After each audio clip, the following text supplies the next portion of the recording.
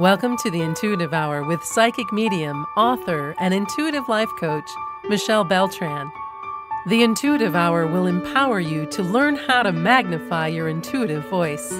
Listen in and expand your understanding of what it means to be psychic and how to awaken, amplify, and trust your inner voice. Hello, everyone. Here we are for another podcast of the Intuitive Hour, Awaken Your Inner Voice. I am thrilled you're here.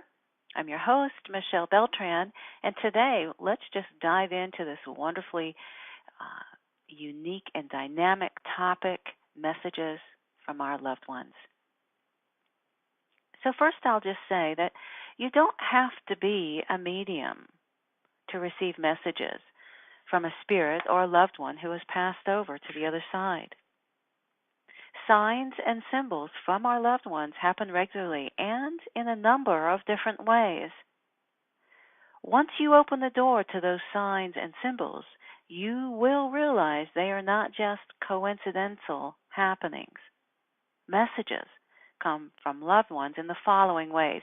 They come through electricity. One of the easiest ways spirit come to us is through electricity, because it acts as a conductor for them. When lights flicker, computers and televisions randomly shut off and on, light bulbs burst, telephones die, and other physical phenomena occur for no apparent reason, do take notice. It may be a spirit attempting to communicate.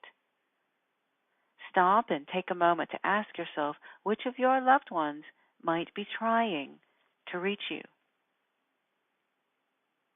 Dreams are one of the best ways to connect with and receive messages from spirits.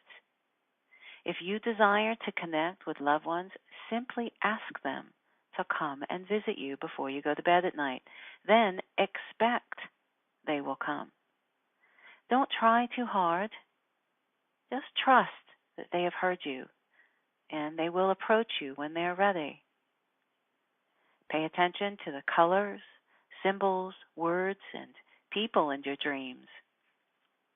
You will know your loved one is communicating because the dream will be more vivid than usual. You may simply feel the presence of a loved one as well. In your day, you may experience a warm feeling or a strong sense that your loved one is nearby. You may feel a chill or a light touch on your shoulder that forces you to turn and, find no one there. It's quite possible that this touch, this feeling, is just one of the ways a spirit is signaling its presence to you. Smell is also a strong and powerful way a spirit may choose to communicate.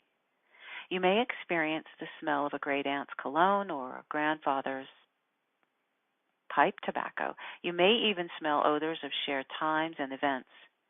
These smells may present themselves at the oddest times, signaling the presence of a spirit that wants to be noticed. So have you ever thought of your loved one? Thinking of them matters as well.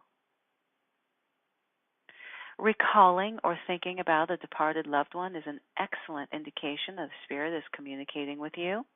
And this is especially true if the thoughts are strong and happen at an unusual time or in an unusual place. It's quite likely that a loved one is thinking of you at that very moment or coming to let you know he or she is nearby. Our loved ones on the other side know exactly what they are doing, and they have the ability to be at the right place at the right time. Coincidence and synchronistic events are also peculiar. We are often presented with what might be called a unique or synchronistic event. Be aware of the message that may be coming in at those moments. There really is no such thing as coincidence. If you have ever thought of a loved one, are then reminded of a favorite song you shared, and then later that day heard it on the radio, it may be the interface of a loved one. And finally, let's talk about numbers. Do you see numbers that seem to repeat themselves? Do clocks stop at a certain time? Do license plate numbers have a particular important sequence as you see them? Do you see a loved one's birth date routinely showing up? It may be the obvious nudge of an important spirit. The ways in which our loved ones communicate are as varied and complicated as their personalities.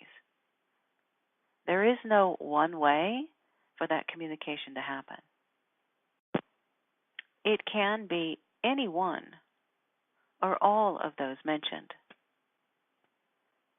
No matter what means is used to get through to you, it's important not to discount the happening. Be mindful of so-called coincidences. Listen and open yourself to their needs and ways to interact with you. Thanks for listening to the Intuitive Hour with Michelle Beltran. If you like what you heard, please share our podcast with a friend, and be sure to visit michellebeltran.com to get Michelle's popular Develop Your Clairvoyance ebook.